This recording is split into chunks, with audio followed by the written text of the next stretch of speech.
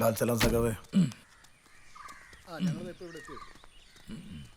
എന്തോ ഇരിക്ക്, അങ്ങോട്ടിരിക്കും.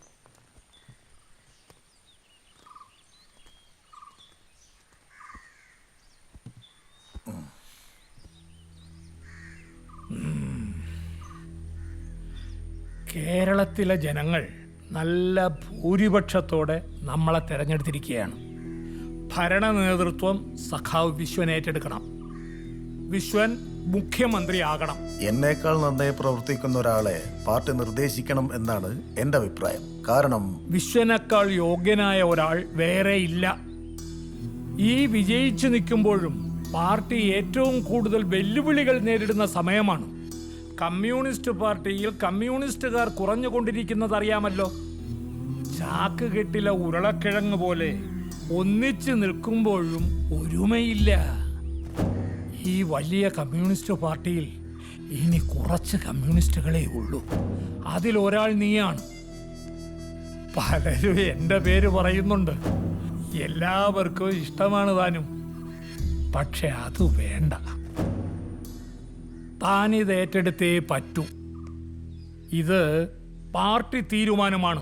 വേണു സഖാവ് മുഖ്യമന്ത്രിയാവുന്നാണ് ജനങ്ങളെല്ലാം ധരിച്ചു വച്ചിരിക്കുന്നത്. അതല്ലാണ്ട വന്നാല് ഗ്രൂപ്പിസാണ്, തർക്കങ്ങളാണ് എന്നെല്ലാം പറഞ്ഞ് മാധ്യമങ്ങൾ അതല്ല ആഘോഷിക്കും. പിന്നെ സഖാവിലുള്ള വിശ്വാസം അത് വേറെ ആർക്കും ഇല്ലേനും. എനിക്ക് തന്നിൽ വിശ്വാസമുണ്ടോ? ജനങ്ങളുടെ വിശ്വാസം തേടണം. തന്റെ പ്രവർത്തനങ്ങൾ കാണുമ്പോൾ ജനം തന്നെ സ്നേഹിച്ചു തുടങ്ങുമോ? പലരും തന്നെ തെറ്റിദ്ധരിച്ചിരിക്കുക. പിന്നെ ഇപ്പൊ തന്റെ താല്പര്യം അറിയാനല്ല ഞങ്ങൾ ഇങ്ങോട്ട് വന്നേ. പാർട്ടി പറയുന്നതങ്ങ് അനുസരിക്കുക. പാർട്ടി തന്നെ ഏൽപ്പിക്കുന്ന ദൗത്യം ഇതാണ്. ഈ നാട് ജനങ്ങളുടേതാണ്. ഇതൊരു സമത്വ സുന്ദര കേരളമാക്കി അവർക്ക് തിരികെ കൊടുക്കുക. തന്റെ പഴയ ആവേശവും ദേഷ്യവും ഒന്നും ഇനി വേണ്ട. താനൊരു ഭരണാധികാരിയാണ്. ജന്മനാലുള്ളത് തൂത്താ പോവോ സഖാവേ? സാധിക്കണം.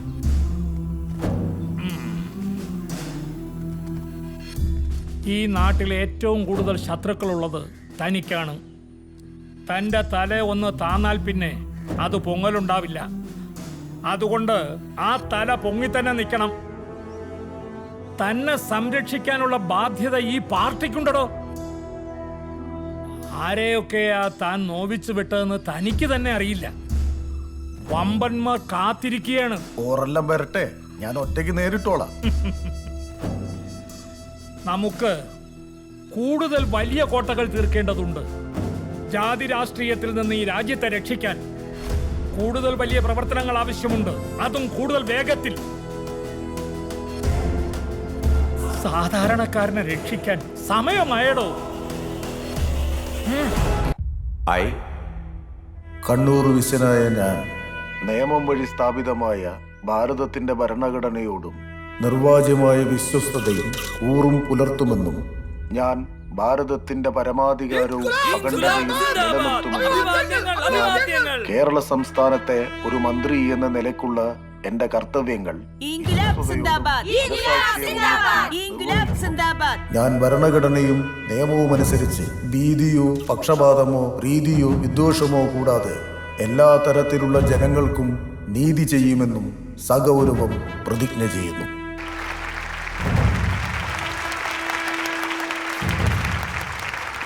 All the best.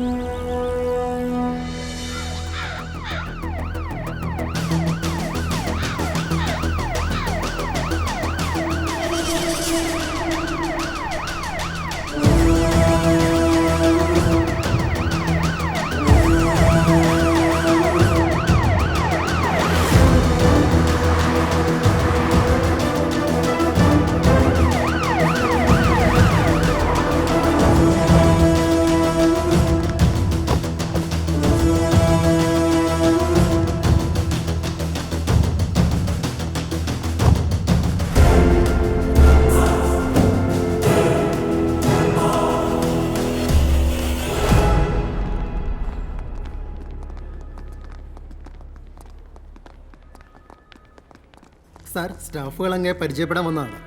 ആ പൂവും മാലയെല്ലാം വാങ്ങാൻ ഇഷ്ടം പോലെ സമയം കിടക്കല്ലേ.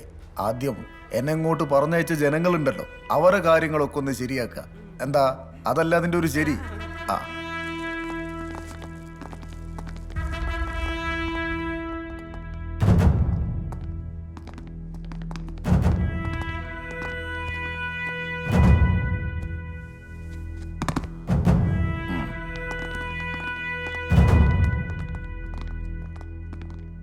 സഖാവേ, ഇന്ന് കുറേ പേർ വന്നിട്ടുണ്ട്. എത്ര പേരെ കാണാൻ പറ്റും? പറയാം. പാർട്ടിയുടെ പുതിയ മന്ദിരം ഉദ്ഘാടനം ചെയ്യാൻ വേണ്ടി ക്ഷണിക്കാൻ വേണ്ടി ആളുകൾ വന്നിട്ടുണ്ട്. ഓരിങ്ങോട്ട് വിടട്ടെ? വേണ്ട. ആടെ ഇരിക്കുന്നവരിൽ ഏറ്റവും കഷ്ടത അനുഭവിക്കുന്നത് ആര് എന്ന് നോക്കിയിട്ട് വേണം അകത്തേക്ക് കടത്തിവിടാൻ. അമ്മമാര്, പ്രായം ചെന്നവര്. ഇത് ഇന്ന് മാത്രമല്ല, എന്നും. മനസ്സിലായല്ലോ?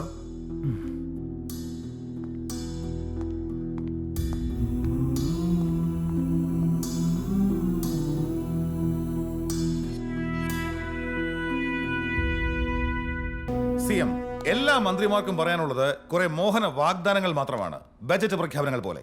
ജനങ്ങളെ മണ്ടന്മാരാക്കുക എന്നതിലുപരി ഇവിടെ ഒന്നും നടക്കാറുമില്ല. മുഖ്യമന്ത്രി എന്ന നിലയിൽ താങ്കൾ എന്ത് ചെയ്യാൻ പോകുന്നു? കേരളത്തെക്കുറിച്ച് താങ്കൾക്ക് ഒരു വിഷൻ ഉണ്ടോ? ഉണ്ടല്ലോ. എങ്കിൽ അത് ഞങ്ങളോടൊന്ന് പങ്കുവയ്ക്കാവോ? ഇനിയുള്ള താങ്കളുടെ പ്രവർത്തനങ്ങൾ ഞങ്ങൾക്ക് വിലയിരുത്താവല്ലോ. കഴിഞ്ഞ സർക്കാരിന്റെ പോലെ കുറെ പാടുകൾ ഉണ്ടാക്കി പോകാനല്ല ഞങ്ങളുടെ പരിപാടി. വ്യക്തമായ കാഴ്ചപ്പാടോടുകൂടി തന്നെയാണ് ഇവിടെ വന്നിരിക്കുന്നത്. സർക്കാരിന്റെ വിവിധ ഭാഗങ്ങളിൽ ചെതറിക്കിടക്കുന്ന അസറ്റുകളുടെ പരമാവധി ഉപയോഗം ഉണ്ടാക്കാൻ അസറ്റ് യൂട്ടിലൈസേഷൻ കമ്മിറ്റി നിലവിൽ വന്നിട്ടുണ്ട്. സർക്കാർ ഓഫീസുകളിൽ പൊതുജനങ്ങൾക്ക് എന്തെങ്കിലും കാര്യത്തിന് അപേക്ഷ എഴുതി നൽകണം. എന്നാൽ സർക്കാർ ഉദ്യോഗസ്ഥരോ വാക്കാലുള്ള മറുപടി മാത്രമാണ് നൽകുന്നത്. ഇനി അത് പറ്റില്ല. അവരും എഴുതി തന്നെ നൽകണം. എങ്കിൽ മാത്രമേ ഉദ്യോഗസ്ഥർക്ക് കാര്യപ്രാപ്തി ഉണ്ടാകൂ. ഗവൺമെന്റിൽ ജോലി കിട്ടിക്കഴിഞ്ഞാൽ ഇരവേട്ടക്കാരനാകുന്ന നയമുണ്ടാകരുത്. ജനപ്രതിനിധികളുടെ സ്വകാര്യ ആശുപത്രി ചെലവ് ഇനി മുതൽ സർക്കാർ വഹിക്കില്ല. അതിനവര് ഇൻഷുറൻസ് എടുക്കണം, അല്ലെങ്കിൽ സ്വന്തം കയ്യിൽ നിന്ന് പണം മുടക്കണം. അതുമല്ലെങ്കിൽ സർക്കാർ ആശുപത്രി ഉണ്ടല്ലോ. 114 സർക്കാർ ഡിപ്പാർട്ട്മെന്റുകൾ വെട്ടിച്ചുരുക്കി 70 എണ്ണമാക്കി മാറ്റും. കർഷകരെ അർദ്ധ സർക്കാർ ജീവനക്കാരായി പ്രഖ്യാപിക്കും. സർക്കാർ പെൻഷൻ പരമാവധി 30,000-ആയി പരിമിതപ്പെടുത്തും. പരമാവധി ശമ്പളം 50,000-ആയി പരിമിതപ്പെടുത്തും. സർക്കാർ ജീവനക്കാർക്ക് 5 വർഷം കൂടുമ്പോൾ ഉണ്ടാകുന്ന ശമ്പള വർധനവിന്റെ കൂടെ ടെസ്റ്റ് നിർബന്ധമാക്കും. വിജയിച്ചില്ലെങ്കിൽ തരം താഴ്ത്തും. 20% വെയിറ്റേജ് പബ്ലിക് ഒപ്പീനിയന് നൽകും. മന്ത്രിമാർക്ക് ആഴ്ചയിൽ ഒരു പൊതുപരിപാടി മാത്രമേ പങ്കെടുക്കാൻ പാടുള്ളൂ. ഹാജര് നിർബന്ധമാക്കും. പ്രവർത്തനം തുടങ്ങിക്കഴിഞ്ഞു. ഇനി ഞങ്ങൾക്ക് ഒരു വിഷൻ ഇല്ലാന്ന് നിങ്ങൾക്ക് ആർക്കെങ്കിലും പറയാൻ പറ്റും? ഇത് രാഷ്ട്രീയ മുതലാളിമാര് പറയുന്നത് പോലെയല്ല, കമ്മ്യൂണിസ്റ്റ് സർക്കാരാണ്. അടുത്ത മാസം ഈ പറഞ്ഞതൊക്കെ നടപ്പിലാകുന്നുണ്ടോ എന്ന് നിങ്ങൾക്ക് തന്നെ പരിശോധിക്കാവുന്നതാണ്. ഇനി മറ്റെന്തെങ്കിലും